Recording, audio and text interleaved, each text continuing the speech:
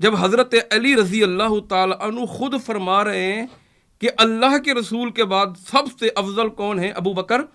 ابھی تو 1 منٹ ہوا، آپ ٹائم دیکھ رہے ہیں. ابو بکر صدیق ہیں. سب سے افضل کون ہے؟ کون کہہ رہے ہیں؟ حضرت علی. جب حضرت علی مان رہے ہیں تو مجھے ماننے میں کوئی پریشانی نہیں ہونی چاہیے. اور پھر اس پر جو ہے حضرت چاہیں گے تو ان کی کتابیں بھی، حضرت نے ذکر کیا افضلیت کا معیار. آپ نے بھی سوال کیا کہ بہادری ہے، علم ہے، تقویٰ ہے، رجس سے پاکی ہے، وغیرہ وغیرہ. یہ ساری خوبیاں حضرت علی میں باطم موجود تھیں، اور ان سے بھی باطم جناب ابو بکر صدیق کے اندر موجود تھیں.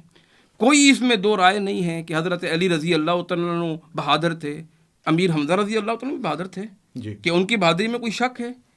تو بہادری ہونا یہ افضلیت کی دلیل نہیں ہوتی. یہ خوبی ہے جو حضرت علی رضی اللہ تعالیٰ عنہ کو اللہ رب العزت نے عطا کی تھی، بہادر ہونا. اسی طریقے پر علم کی بات رہی. حضرت علی کمال علم والے تھے، لیکن علم میں دوسرے صحابہ کوئی کم تو نہیں تھے. مثال کے طور پر نبی علیہ الصلوۃ والسلام نے فرمایا حلال اور حرام جو سب سے زیادہ جانتا ہے میری امت میں کون ہے؟ آپ بتائیں. معاذ بن جبل. کتنے بڑے علم کی بات ہوگی. کہا میری امت میں جو سب سے اچھا قرآن پڑھتا ہے اقرأہم کتاب اللہ کون ہے؟ ابی بن کعب. یہی کہا. حضرت عبداللہ بن عباس کے بارے میں کیا کہا کہ اللہم علمہ الکتاب وفقہہ فی الدین. کتنے بڑے عالم تھے. ہر صحابہ کا اپنا کمال ہے. زید بن ثابت علم الفرائض کے کمال عالم تھے. ان سے بڑا علم الفرائض میں کوئی عالم تھا ہی نہیں. تو یہ افضلیت معیار ہوگی نص شرعی سے. اور نص شرعی کیا ہے؟ نص شرعی کتاب و سنت ہے. نص شرعی کیا ہے؟ قرآن سے ثابت کریں گے. حضرت بھی علامہ صاحب بھی ماشاءاللہ حافظ قرآن ہے، اور میں ان کی تعریف کر رہا تھا ابھی کہ قرآن خوب پڑھتے ہیں ماشاءاللہ. اور مجھے خوشی ہے. قرآن سے ہم ثابت کریں گے یہ نص شرعی ہے. حدیث سے ہم ثابت کریں گے یہ نص شرعی ہے کہ احادیث میں کیا ہے. ہم صحابہ کے اقوال سے ثابت کریں گے، صحابہ کا اقوال. اور اجماع امت کیا ہے ہم اس سے ثابت کریں گے. اس سے ہٹ کر جانے کی ہمیں ضرورت پیش نہیں آئے گی، کیونکہ یہ علم کا خزانہ ہے. اور اس میں 1 پوڈ کاسٹ 2 پوڈ کاسٹ نہ کافی ہیں. یہ ظلم ہوگا لوگوں کے ساتھ بھی بات سمجھنے میں، کیونکہ ایک گہرائی ہے اس علم کے اندر. تو چند چیزیں میں ذکر کرتا ہوں. مثال کے طور پر آیت غار کے متعلق ذکر کیا، انہوں نے حوالے دیے اذ یقول لصاحبہ کی بات کی. قرآن فرماتا ہے تو قرآن کریم نے صاحبی کہا تو یہ عام بات تو نہیں کی نا، یہ تو خصوصیت ہے. یہ خصوصیت ہے. پھر لا تحزن ان اللہ معنا، یہ آپ سورۃ طٰہٰ پڑھیں، سورۃ انبیاء پڑھیں، نبیوں کے بارے میں بھی ذکر کیا، یاد ہوگا آپ کو. تو یہ تو ایک خصوصیت ہے. اور یہ اتنی بڑی خصوصیت ہے کہ یقین کیجئے حضرت عمر فرمایا کرتے تھے کہ مجھے ابو بکر صدیق سے مجھے وہ 3 دن اور 3 راتیں دے دو، پوری زندگی کی عبادت لے لو. کیا کہتے تھے؟ ذالک فضل اللہ یؤتیہ من یشاء. یہ تو فضل ہے جو اللہ رب العزت نے عطا کیا. حضرت علی کی افضلیت پر یوں تو قرآن و حدیث میں پوچھیں گے، حضرت دلائل کے انبار ہیں، لیکن میں آج یہ کوشش کروں گا کہ مکتبہ اہل التشیع سے جو ان کے متقدمین ہیں ان کی کتابوں میں، اس سے بھی میں ثابت کروں کہ وہ بھی مانتے تھے کہ ابو بکر صدیق رضی اللہ تعالیٰ عنہ افضل ہیں. مثال کے طور پر الریاض النظرہ جلد اول ہے، صفحہ نمبر 267 ہے، مکتبہ نور حسینیہ لاہور کی چھپی ہے. اس میں حضرت امام جعفر صادق فرماتے ہیں کہ انہوں نے اپنے والد امام باقر سے حدیث سنی. کس سے سنی؟ اور پھر امام باقر نے اپنے والد امام زین العابدین سے حدیث سنی. امام زین العابدین نے کس سے سنی؟ حضرت حسین رضی اللہ، امام حسین سے سنی. انہوں نے کس سے سنی؟ حضرت علی رضی اللہ تعالیٰ عنہ سے. کہ حضرت علی نے فرمایا کہ میں نے رسول اللہ سے سنا ہے کہ ابو بکر سب سے بہتر ہے. ابو بکر سب سے بہتر ہیں. ابو بکر سے بہتر کسی شخص پہ سورج نہ طلوع ہوا ہے نہ غروب. پھر امام جعفر صادق فرماتے ہیں میں نے اس روایت میں اگر غلط بیانی کی ہو تو مجھے شفاعت بھی نصیب نہ ہو. اللہ اکبر. کس نے کہا؟ کہاں سے روایت آئی؟ مکتبہ حسینیہ جلد نمبر 1 صفحہ نمبر ریاض النظرہ. حدیث صحیح ہے. حضرت کی کتاب ہے. نہیں، ریاض النظرہ ہماری کتاب نہیں ہے. مکتبہ نور حسینیہ بھی حضرت کا ہے. آگے اپنی بات میں کر دیں گے. نہیں، ریاض النظرہ جو ہے فی مناقب العشر المبشرہ میں ہے، اور یہ ہماری کتاب نہیں ہے. المعجم الکبیر للطبرانی حدیث نمبر 78 ہے، جلد نمبر اول ہے، صفحہ میں لکھ کے آیا ہوں. اس لیے لکھ کے آیا ہوں تاکہ علامہ صاحب مانگے اور میں پیش کروں. ہمارے پاس موبائل بھی ہے، ہم اسی ٹائم سرچ کر لیں کہ حدیث کیا ہے. یہ اس میں کیا حدیث ہے؟ وہ حضرت عمر فرماتے ہیں میں نے حضرت علی کو ممبر پر فرماتے ہوئے سنا ہے کہ رسول اللہ کی وصال کے بعد سب سے افضل ابو بکر صدیق رضی اللہ تعالیٰ عنہ. پھر عمر بن خطاب کون فرما رہے ہیں؟ حضرت عمر رضی اللہ تعالیٰ. اچھا یہ کتاب تو کہہ رہے ہیں ہماری نہیں ہے، کتاب السلیم تو ان کی ہے، سلیم بن قیس. آپ کو پتہ ہے مشہور اور معروف کتاب ہے، شیعہ عالم نے لکھی ہے. دیکھیں اول چیز جو ہے نا، پہلی چیز انہوں نے کہا کہ ریاض النظرہ جو ہے وہ کتاب جو ہے شیعوں کی ہے. وہ شیعوں کی نہیں ہے، وہ بلکہ اہل سنت کی ہے، جو کہ فضائل صحابہ پر لکھی گئی ہے. اب مجھے پتہ نہیں یہ کیوں کہا رفیق صاحب نے. بات یہ ہے کہ نہیں وہ آپ بات کر لیجیے گا، ممکن ہے پرنٹ کر لیتے ہوں، لیکن یہ آپ اس کو تصدیق کریں، اگر اس کو رجوع کر لیں اس پہ تو اچھا ہے، کیونکہ وہ سامنے چیز آ چکی ہے. دوسری بات یہ ہے کہ جو بھی باتیں انہوں نے کہی ہیں، جو بھی حدیثیں سنائی ہیں، ایک بھی حدیث ان کے پاس بھی سندن وہ ثابت نہیں ہے. میں نے آپ سے ایک عرض کیا تھا کہ بخاری کے اندر اگر کوئی حدیث ہے ان کے لیے وہ صحیح ہے قرآن کے بعد، لیکن ہمارے پاس وہ صحیح نہیں ہے، کیونکہ بخاری کے اندر لکھا ہوا ہے رسول اللہ صلی اللہ علیہ وآلہ وسلم لوگوں کے سامنے ننگے ہو گئے تھے، تو ہم اس بات کو نہیں مانتے. بخاری میں لکھا ہے رسول اللہ صلی اللہ علیہ وآلہ وسلم کے والدین کفر پر دنیا سے گئے، تو ہم اس کو نہیں مانتے. رسول اللہ صلی اللہ علیہ وآلہ وسلم کو قرآن بھول جاتا تھا، کہ بخاری میں لکھا ہے، تو ہم اس کو نہیں مانتے. بہت ساری ایسی چیزیں ہیں، اصل میں یہ موضوع سے ہٹ گئے نا. جی نہیں، بہت ساری ایسی چیزیں ہیں کہ جو بخاری کی نہیں بخاری نہیں، جو انہوں نے بات کہی میں اس کا جواب میں جواب دے رہا ہوں. اب ضروری نہیں ہے کہ اس کا بھی جواب دیں. بات یہ ہے کہ ہمارے پاس وہ جو ہے نا معتبر نہیں ہے، وہ ان کے پاس معتبر ہے. اور یہ اصول ہے کہ جو بھی چیز پیش کی جاتی ہے ایسی پیش کی جاتی ہے کہ جو متوازن ہو، دونوں کے لیے قابل قبول ہو. دوسری بات یہ کہ میں نے آپ کے سامنے لا یستوون عند اللہ کی بات کی، آیت پڑھ کر کے اللہ کے ہاں کیا ہے، کہ جو جہاد کر رہا ہے اس کے برابر کوئی بھی نہیں ہے. اور امیر المومنین علی علیہ الصلوۃ والسلام کی یہ فضیلت جہاد کی، اور اس سے انکار کر کے دوسری چیزوں کی طرف جانا، اس سے بات بنے گی نہیں. بات یہ ہے کہ عمل کیا ہے. آپ نے مختلف صحابہ کے نام لیے، اللہ کے رسول نے ان کے لیے یہ کہا ہے. بات یہ ہے کہ رسول اللہ نے یہ بھی فرمایا تھا کہ انا مدینۃ الحکمت وعلی بابھا. رسول اللہ نے یہ بھی فرمایا انا مدینۃ العلم وعلی بابھا. رسول اللہ نے یہ بھی فرمایا یا علی انت منی بمنزلۃ ہارون من موسیٰ. امیر المومنین وہ ذات ہیں جن کے نام سے مومن اور منافق کی پہچان ہوتی ہے. اول چیز یہ بات یہ ہے کہ جو بھی انہوں نے صحابہ کے لیے حدیث پڑھی ہیں، اگر رسول اللہ کے بعد ہم نے دیکھا صحابہ بھی کسی کے سے رجوع کرتے تھے تو وہ امیر المومنین سے کرتے تھے. حتیٰ جو دربار خلافت میں کئی سوالات آتے رہے، ہمارے پاس تواتر کے ساتھ احادیث موجود ہیں، تو رجوع کیا جاتا تھا امیر المومنین علی علیہ الصلوۃ والسلام سے. دوسری بات یہ کہ میں نے بارہا آپ کے پوڈ کاسٹوں میں آیت پڑھ کر سنائی ہے کہ اللہ رب العزت فرماتا ہے وَمِمَّنْ خَلَقْنَا أُمَّةٌ يَهْدُونَ بِالْحَقِّ وَبِهِ يَعْدِلُونَ، کہ میری خلقت میں ایک گروہ ایسا ہے جو پورے حق کے ساتھ ہدایت کرتا ہے اور پورے عدل کے ساتھ فیصلے کرتا ہے. اللہ رب العزت نے اس گروہ کو ممتاز کیا ہے. اور میری خلقت میں آج بھی آیت موجود ہے کہ میری خلقت میں ایک گروہ ایسا ہے کہ جو حق کی ہدایت کرتا ہے اور پورے عدل کے ساتھ فیصلے کرتا ہے. تو قضاوت اگر کسی کے پاس تھی تو وہ امیر المومنین علی علیہ الصلوۃ والسلام کے پاس تھی. علم اگر کسی کے پاس سب سے بڑھ کر تھا تو امیر المومنین کے پاس تھا. رہی بات تقویٰ کی، تو امیر المومنین علی علیہ الصلوۃ والسلام امام المتقین ہیں، اور ان کے تقویٰ کی بات کی جائے تو آپ اس آیت سے اب سمجھ لیں گے. اور اللہ رب العزت کا یہ فیصلہ ہے کہ سورہ مریم آیت نمبر 19 کہ اللہ رب العزت فرماتا ہے تلک الجنت التی نورث من عبادنا من کان تقیا، میں اپنے جنت کا وارث اسے قرار دوں گا جو متقی ہے. ٹھیک ہے، جنت کے جوانوں کا سردار کون ہے؟ امام حسن حسین. تو پھر حضرت ابوبکر کو ہونا چاہیے تھا. جنت کی خواتین کی سردار کون ہے؟ حضرت فاطمۃ الزہرا. رسول اللہ نے فرمایا کہ علی آپ قسیم الجنہ والنار ہیں. کیوں؟ نام امیر المومنین علی علیہ الصلوۃ والسلام مومن اور منافق کی پہچان ہے.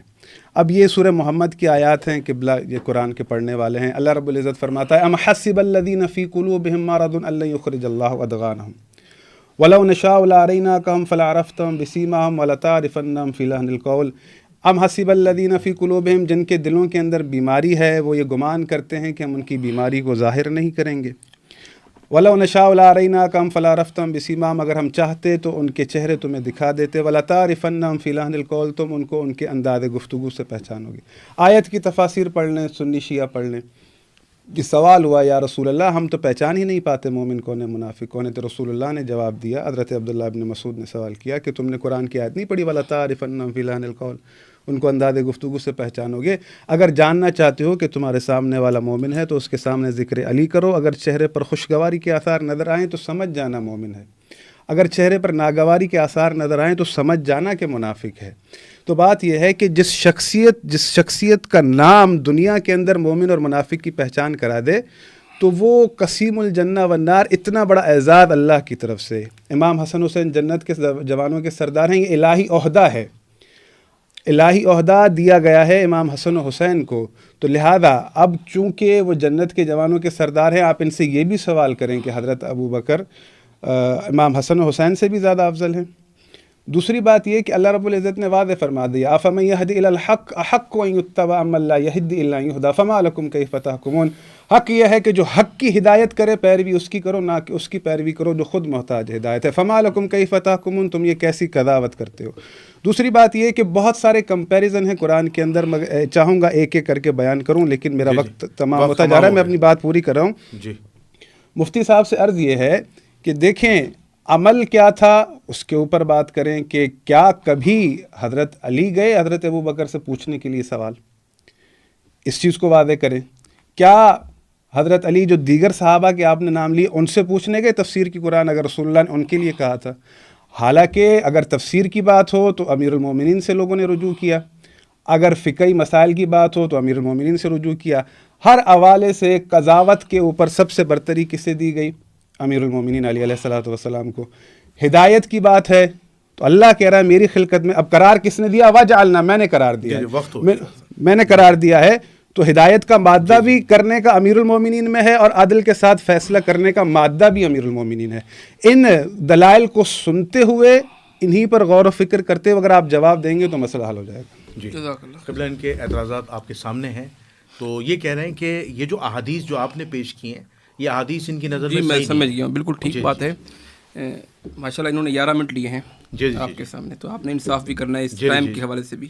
اور یہ انہوں نے ذکر کیا ایک کلین صرف کی کہ ساری سندیں ضعیف ہیں، ساری سندیں ضعیف ہیں. یہ سندیں جو میں نے پڑھی ہیں یا روایات پڑھی ہیں، سندیں معجم الکبیر طبرانی حدیث نمبر 78 جلد نمبر 1. اگر کتنا بہتر ہوتا ہے اس ساتھ لے آتے پرنٹڈ تو میں ہوتا وہ پڑھی جاتی، کیونکہ محدث کا حکم بھی بہت ضروری ہوتا ہے. میں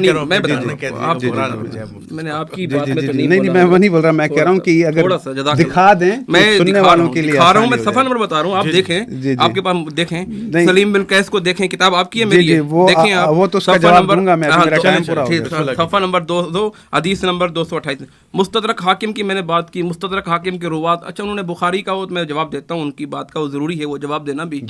تو مستدرک حاکم صفحہ میں نے حدیث بتائی، کنز العمال کی حدیث بتائی.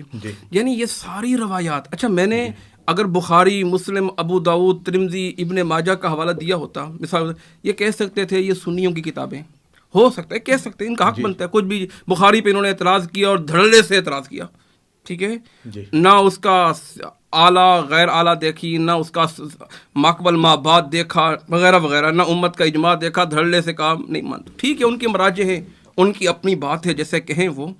تو جو انسان بخاری پہ اعتراض کر سک رہا ہے تو اپنی کتابوں کو تو اسے تسلیم کرنا چاہیے نا. حضرت علی رضی اللہ تعالی عنہ کے اقوال جو ہیں، ان کا اپنا جو قول ہے، میں نے مختلف کتابوں کے حوالے دی. ابو داؤد کی ایک حدیث ہے اور یہ سندن متواتر حدیث ہے، سندن، اور حدیث نمبر 4629 ہے، 4629. رسول اللہ صلی اللہ علیہ وسلم کے بعد لوگوں نے سب سے افضل ابو بکر عمر کو جانا. یہ باقاعدہ سفر لکھ دیں، متواتر حدیث ہے. تاریخ حدیث نمبر 4629. تاریخ مدینہ دمشق جلد نمبر 30 ہے. حضرت علی فرماتے ہیں ابو بکر صدیق کو 4 وجوہات سے مجھ پر برتری ہے. سب سے پہلے انہوں نے مجھ سے پہلے اظہار کیا، مجھ سے پہلے اظہار کیا. ہم سب کہتے ہیں سنی حضرات کے مردوں میں کس نے کلمہ پڑھا؟ حضرت ابو بکر صدیق نے. بچوں میں کس نے پڑھا؟ حضرت علی المرتضیٰ رضی اللہ تعالی عنہ نے. تو وہ حضرت علی خود فرما رہے ہیں کہ سب سے پہلے اظہار کس نے کیا؟ حضرت ابو بکر صدیق نے کیا. دوسرا اعزاز ان کو یہ ہے کہ مجھ سے پہلے انہوں نے ہجرت کی.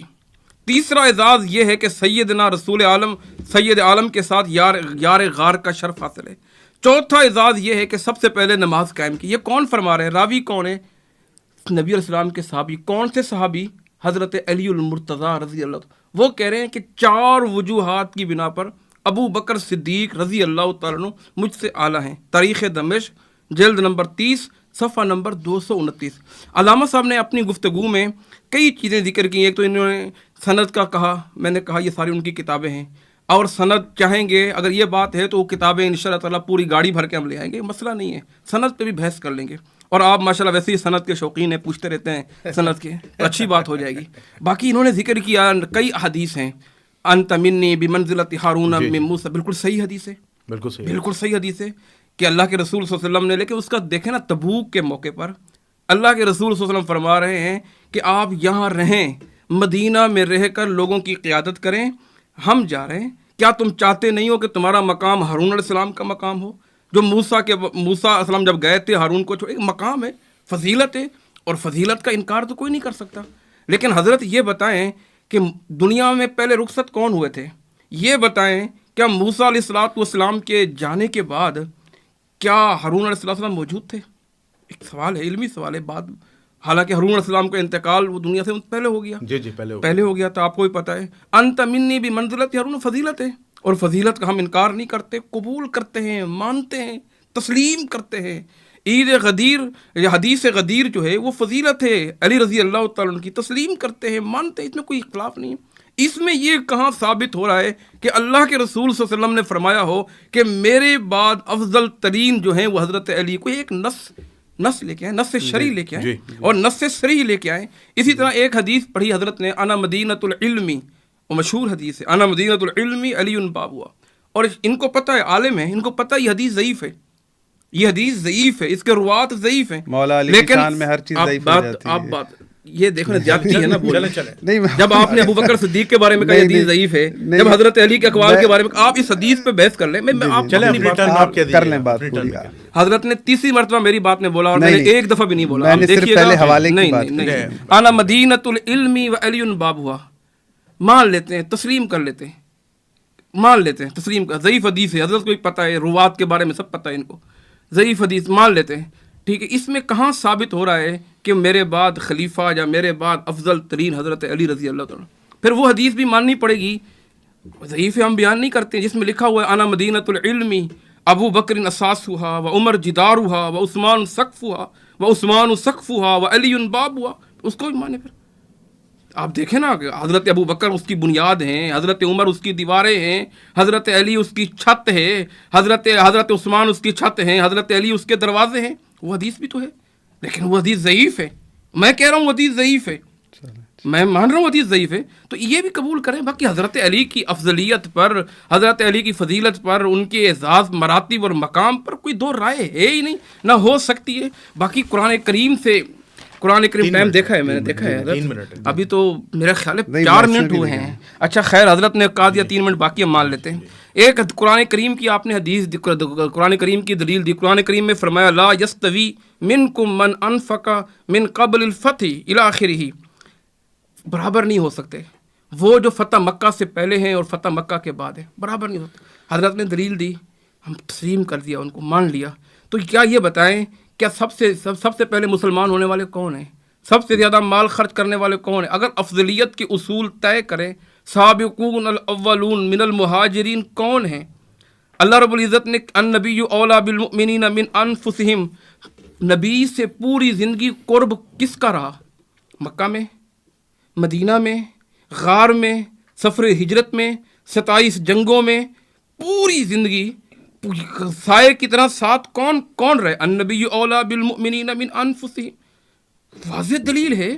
اور پھر اس سے بڑھ کے اور کیا دلیل ہوگی؟ اذ یقول لصاحبہ لا تحزن. باقی حضرت نے جو دلائل دیے حضرت علی کی فضیلت کے حوالے سے، انت منی بمنزلۃ ہارون، کوئی شک نہیں فضیلت ہے حضرت علی کی. میں نے شروع میں کہا بے شمار فضیلتیں ہیں، بے شمار. اور اہل سنت جو ہے حضرت علی کو چوتھا خلیفہ قبول کرتی ہیں، تسلیم کرتی ہیں.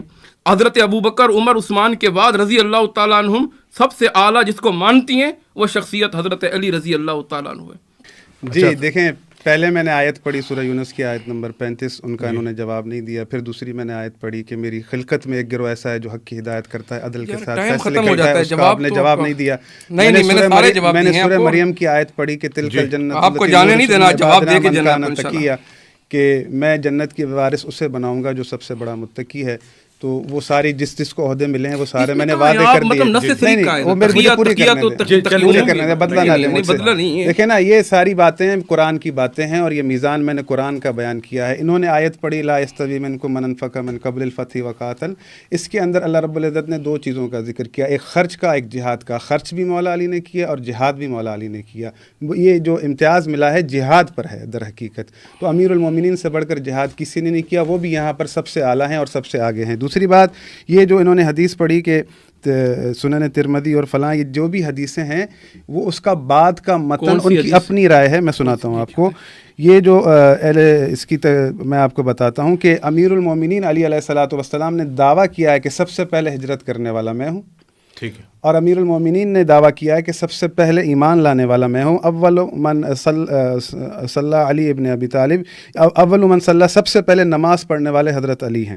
یہ سنن ترمذی میں روایت موجود ہے، اور اس کے بعد وہ اپنی رائے دے رہے ہیں کہ حضرت ابو بکر نے جو بڑوں میں ایمان لانے والوں میں پہلے ہیں اور بچوں میں علی ہیں۔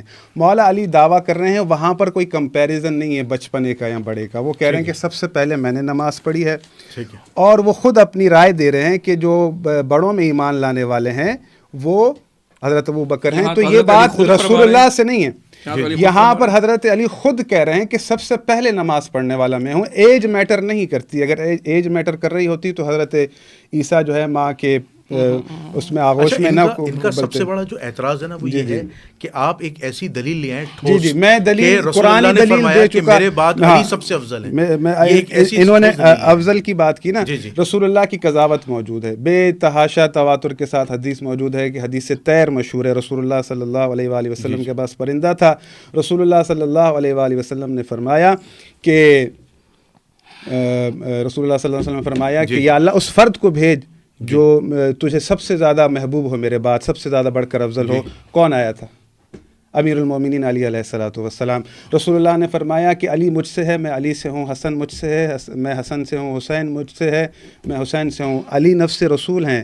رسول اللہ صلی اللہ علیہ وآلہ وسلم نے فرمایا علی انت خلیفتی فی الدنیا والآخرہ، ان کی کتابوں میں بھی موجود ہے، ابھی میں دکھانے جا رہا ہوں جس کو رسول اللہ اپنے بعد اپنا خلیفہ کہیں اپنی امت میں، اور جی میں ابھی آپ کو دکھاتا ہوں، ابھی دکھا کر ہی جاؤں گا۔ اب میری امت میں، میرے اہل میں میرا خلیفہ علی ابن ابی طالب ہے، اور رسول اللہ صلی اللہ علیہ وآلہ وسلم جو انہوں نے اعتراض اٹھایا حضرت ہارون والا، بات یہ ہے کہ وہ رسول اللہ نے فرمایا کہ دو شخصیتوں کے درمیان ایک، یعنی رسول اللہ نے موازنہ کرتے ہوئے کہ وہ دونوں آپ نبی تھے، ان کا مقام کو بات کرتے ہوئے رسول اللہ نے یہ بات کہی۔ تو یہاں پر یہ سوال بنتا نہیں ہے کہ پہلے حضرت ہارون دنیا سے چلے گئے، یہ کوئی سوال نہیں تھا، یہ میری نظر میں ایک ابس سوال تھا معذرت کے ساتھ۔ دوسری بات یہ کہ اس حدیث کا میں نے جواب، اس آیت کا میں نے جواب دے دیا، یقول لصاحبہ، بہرحال میں نے آیت نہیں پڑھی تھی، میں پڑھ دیتا ہوں۔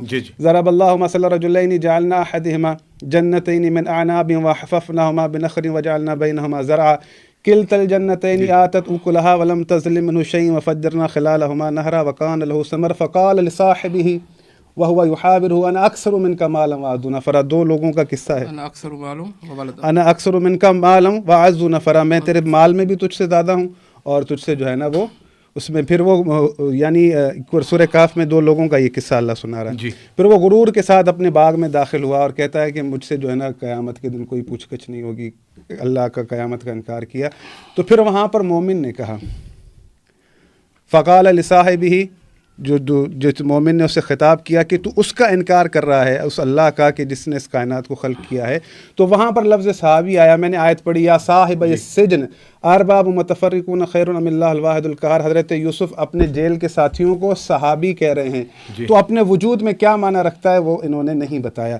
اور یہ احادیث جو لے کر آئے ہیں جو کہ غیر متواتر ہیں، اور ان کے جو اصل مناظر ہیں جو مناظرہ کرتے ہیں، میں نے ان کا اصول دیکھا ہے، وہ کبھی بھی افضلیت پر بحث نہیں کرتے۔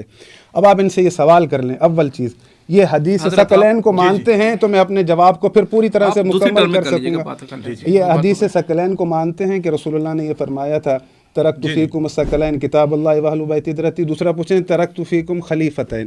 اگر ان دونوں حدیثوں کو یہ مانتے ہیں اور نہیں مانتے تب بھی بتائیں، ان کے ہاں اور ان کی نہ میں یہ سارا جواب ہے، پھر اس کے بعد کوئی سوال ہی نہیں ہوگا انشاءاللہ۔